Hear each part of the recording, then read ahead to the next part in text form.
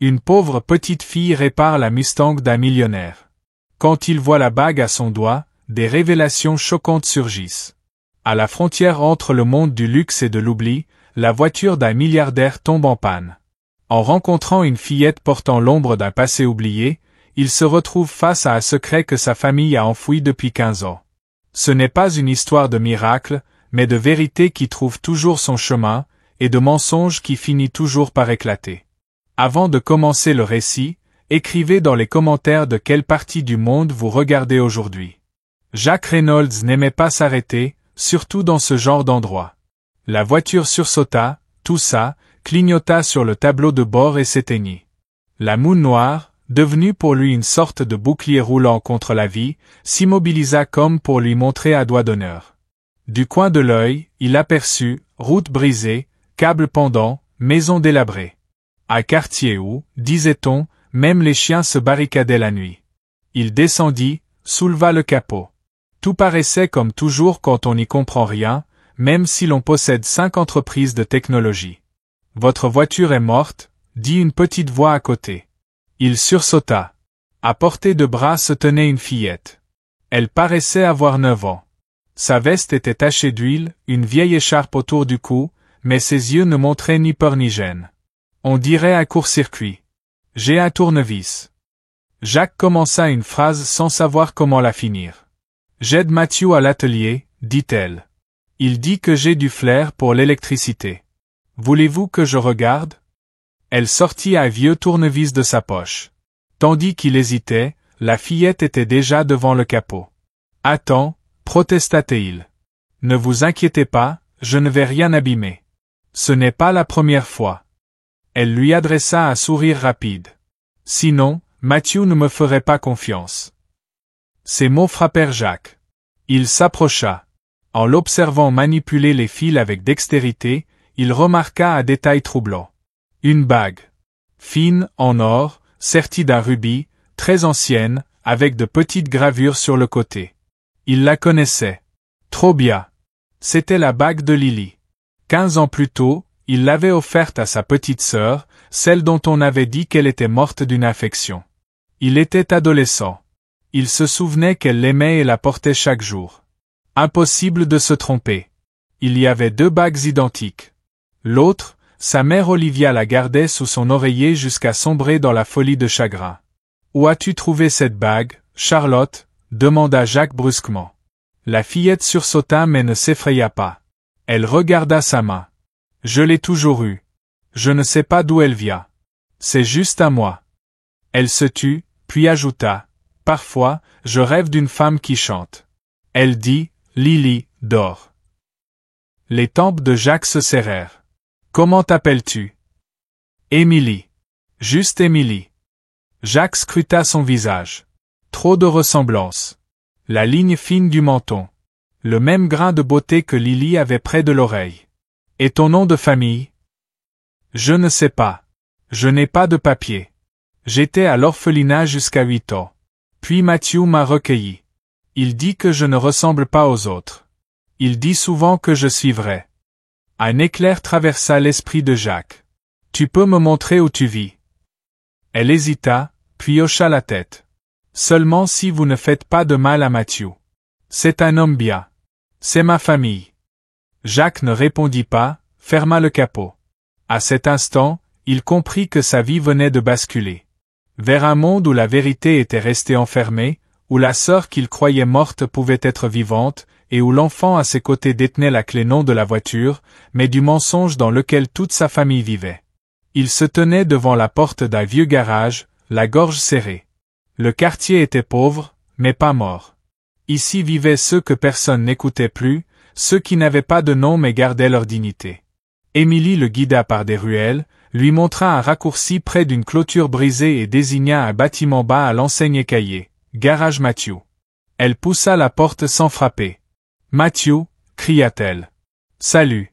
J'ai amené quelqu'un d'important. » De l'ombre sortit un jeune homme grand, en débardeur taché d'huile, au visage rude.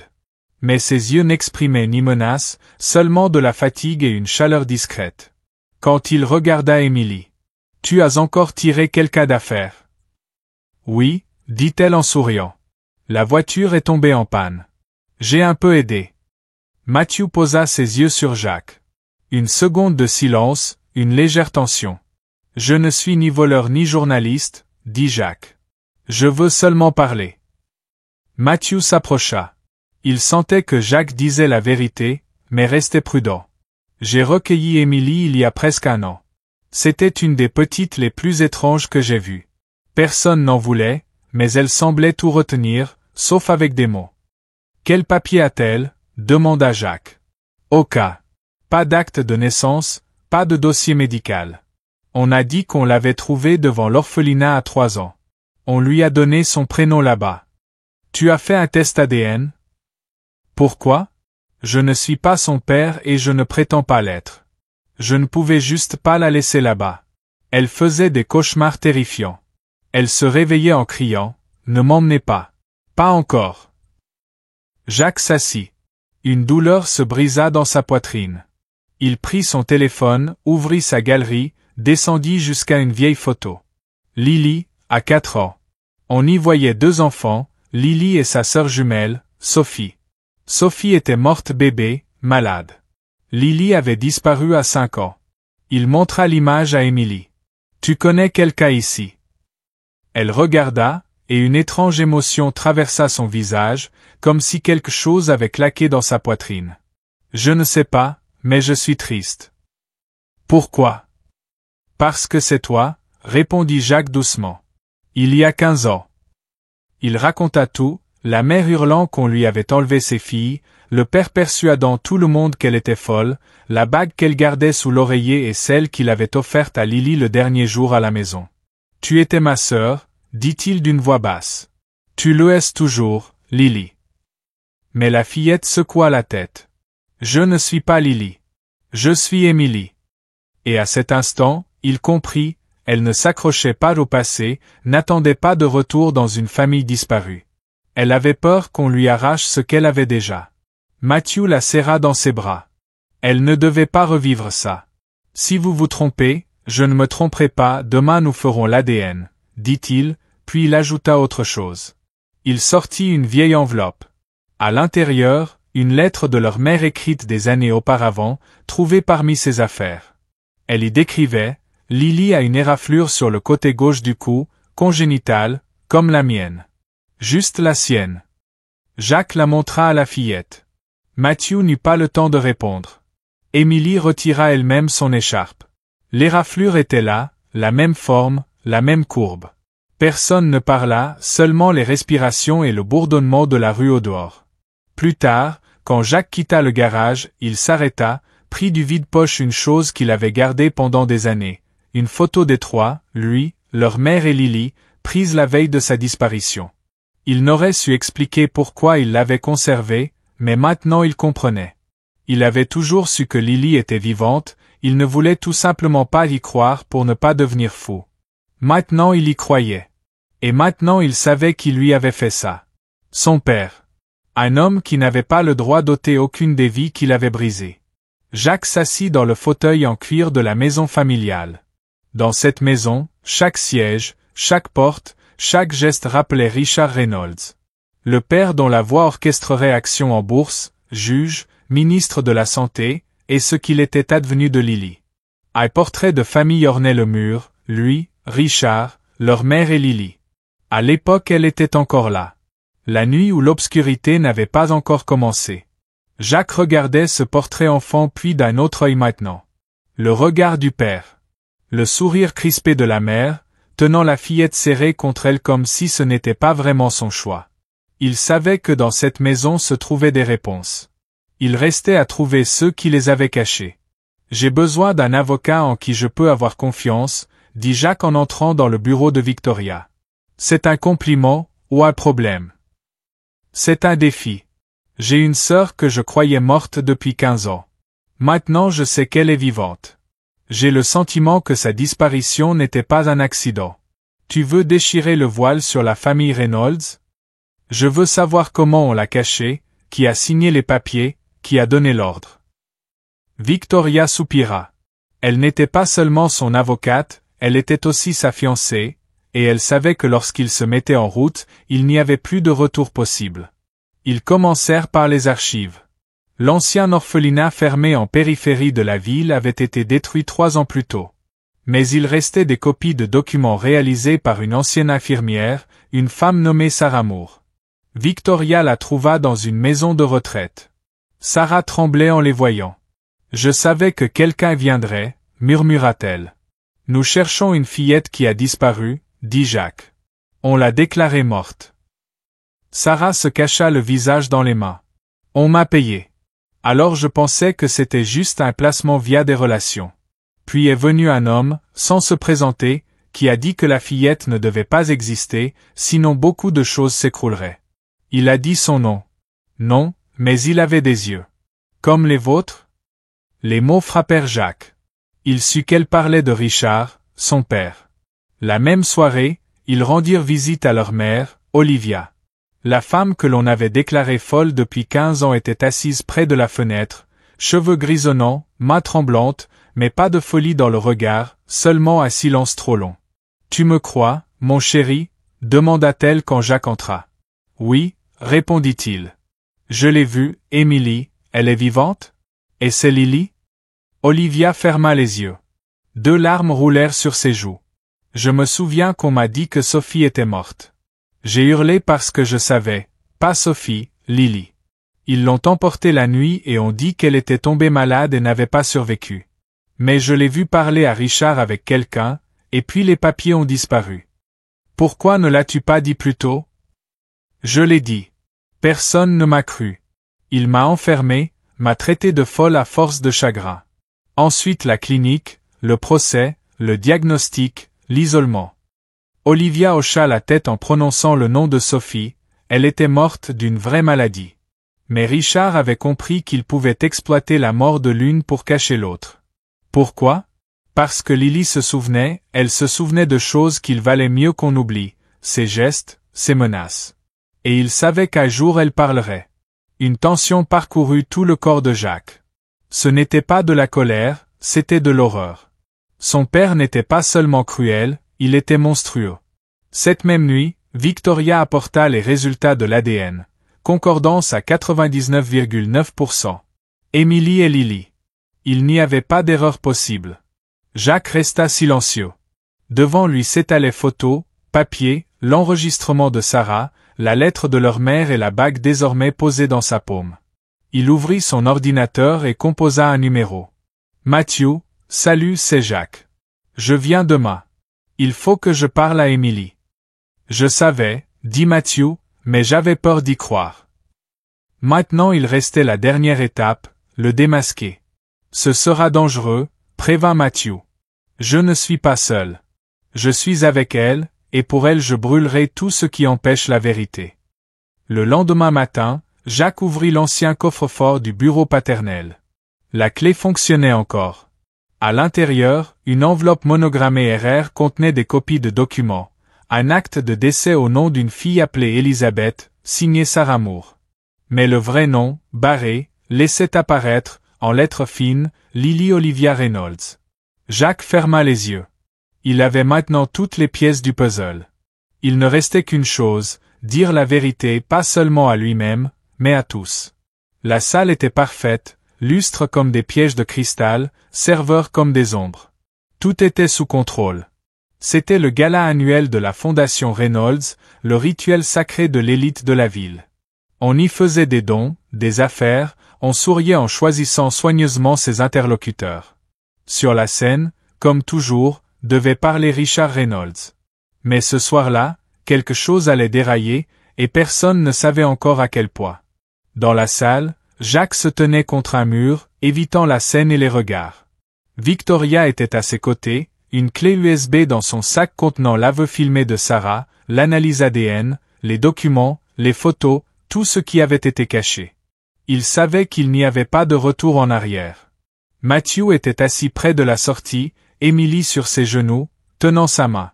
La fillette était calme. Seuls ses ongles s'enfonçaient dans le tissu du pantalon, et ses yeux ne quittaient pas la scène. « Tu es sûr ?» murmura Matthew. « Il doit t'entendre, répondit-elle. « Je ne suis pas Lily, je suis Émilie. » Mais je n'ai pas disparu. Richard monta sur scène. Le public l'accueillit par des applaudissements. Il paraissait, comme toujours, sûr de lui, réservé, froid. Je remercie tous ceux qui soutiennent notre fondation. La charité est le fondement d'une société civilisée, surtout l'aide aux enfants, déclara-t-il sans ciller. À ce moment-là, Jacques fit un pas en avant. Il avait déjà le micro en main. Pardonnez-moi, je dois interrompre ce discours. La salle se figea. Certains rirent nerveusement, d'autres pensèrent à une mise en scène. Mais l'instant d'après, Jacques alluma l'écran. Le visage de Sarah y apparut. L'enregistrement était court. Elle parlait clairement. La fillette s'appelait Lily, elle a été remplacée. On a dit qu'elle était morte, puis toutes les archives ont disparu. J'ai signé un faux document, et j'ai été payé par un homme portant le nom de Reynolds. Le brouhaha dans la salle monta. Victoria se leva, sortit des documents et les remit à l'animateur. Jacques poursuivit. Cette fille que vous voyez. Il montra Émilie, qui se leva et s'avança vers la scène. C'est ma sœur Lily. Elle a été vivante tout ce temps. Émilie se plaça devant le micro, fixant le père de Jacques. Je suis Émilie, mais je suis née Lily Olivia Reynolds.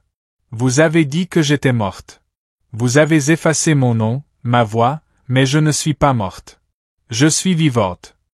Richard resta silencieux. Son visage ne bougea pas, mais ses mains se crispèrent. Tu ne comprends pas ce que tu fais, gronda-t-il sans regarder Jacques. Je comprends, répondit Jacques. Et je ne le fais pas pour la vengeance, mais pour la vérité. Pour elle. À cet instant, des policiers entrèrent. Pas des invités, mais de vrais agents. Le parquet avait reçu les dossiers la veille. Le mandat d'arrêt était prêt.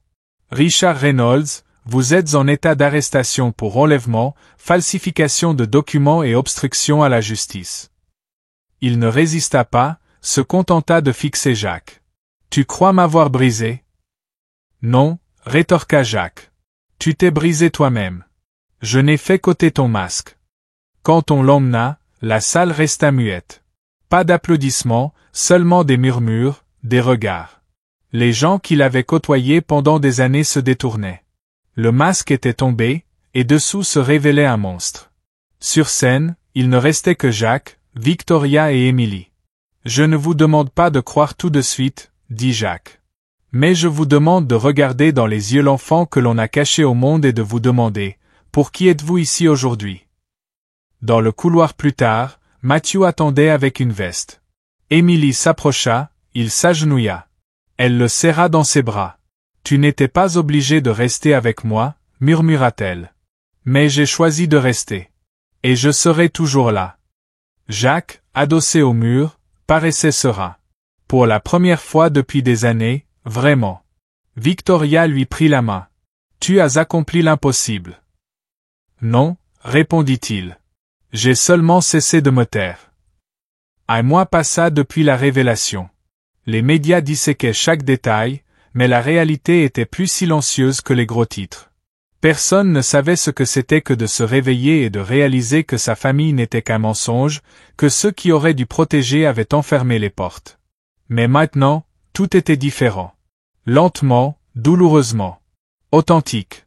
Richard Reynolds était en détention provisoire. Il faisait face à de multiples chefs d'accusation, falsification de documents, enlèvement d'enfants, falsification d'un certificat de décès, pression sur témoins. Le procureur demanda un procès à huis clos, non pour le secret, mais pour la sécurité. Au procès, tous témoignèrent. Sarah, les mains tremblantes mais la mémoire claire. Olivia, droite pour la première fois en 15 ans. Victoria avec les preuves. Jacques avec une voix où la peur avait disparu. Et au centre, Émilie. Elle parla peu, mais assez pour que le silence devienne une accusation. Je me souviens de l'odeur de cette chambre, des portes qui claquaient, et du silence qui suivit. Longtemps, très longtemps. Après le procès, Jacques renonça au conseil exécutif de la société. Il ne garda qu'un seul projet, une fondation d'aide aux enfants en difficulté. Je ne peux pas changer le passé, déclara-t-il lors d'une conférence de presse restreinte. Mais je peux aider ceux qui peuvent encore être sauvés. Olivia fut reconnue pleinement capable. Le tribunal annula les anciens jugements fondés sur de faux diagnostics médicaux signés sur ordre de Richard. La femme que l'on avait crue folle devint un symbole de patience. Elle emménagea dans la maison où Jacques avait grandi, avec Émilie et Matthew. Jacques n'insista pas, mais un matin, la jeune fille dit d'elle-même: « Est-ce qu'on peut appeler notre frère ?» Il hocha la tête sans un mot. Matthew devint officiellement son tuteur. Avec son accord et le soutien de l'avocate Victoria, le tribunal valida les documents. Émilie Lily reçut un nouvel acte de naissance. Son vrai nom y figurait. Elle resta Émilie, mais savait désormais qui elle était et n'avait honte d'aucun de ses prénoms. Un an plus tard, à l'emplacement de l'ancien orphelinat, s'éleva un nouveau bâtiment, un centre communautaire. Murs clairs, immenses baies vitrées. À l'intérieur, des ateliers, des salles de repos et d'aide psychologique. Sur la façade, une inscription, Centre Lily. Pour ceux qu'on ne doit jamais oublier. À l'inauguration, beaucoup prirent la parole, mais les mots les plus importants vinrent d'Émilie. J'ai longtemps réfléchi à qui j'étais et à qui je suis devenu. Aujourd'hui, je le sais. Je ne suis ni une erreur, ni un hasard, ni une perte. Je suis un choix, celui de Matthew, de ma mère, de mon frère. Nous ne choisissons pas notre naissance, mais nous choisissons comment vivre. La foule garda le silence, puis se leva. Les applaudissements n'étaient pas tonitruants, mais sincères. Le soir, Jacques et Émilie étaient assis sur le toit de la maison. Au-dessus d'eux, les étoiles. Devant eux, la ville. Derrière eux, tout ce qu'ils avaient traversé. Devant, ce qui restait à vivre. « Tu crois qu'on nous aurait entendus si nous n'avions pas crié si fort ?» demanda-t-elle. « Peut-être pas. Mais tu sais bien que la vérité n'aime pas le silence. » Elle sourit, leva les yeux vers le ciel. « Est-ce que je peux t'appeler juste Jacques, pour l'instant? On verra après. » Il la prit par les épaules. « Comme tu veux. L'important, c'est que tu sois toi. Moi, Émilie, Lily, quelqu'un de vivant. » Et sous ce ciel, après les tonnerres et les silences, cela sonnait comme la plus grande victoire. Épilogue. Un nouveau départ. Richard fut condamné. Son nom disparut des plaques de la fondation. Olivia anima un atelier pour adolescents, leur apprenant à écrire des lettres qu'ils n'auraient pas peur d'envoyer. Victoria devint avocate pour des familles ayant perdu des enfants à cause des failles du système. Matthew réparait toujours des voitures, mais désormais il était un père, sans guillemets. Émilie dessinait, des scènes du passé, des images de l'avenir. L'une de ses œuvres fut accrochée dans le hall du centre Lily, un toit étoilé, et 2 silhouettes, un frère et une sœur.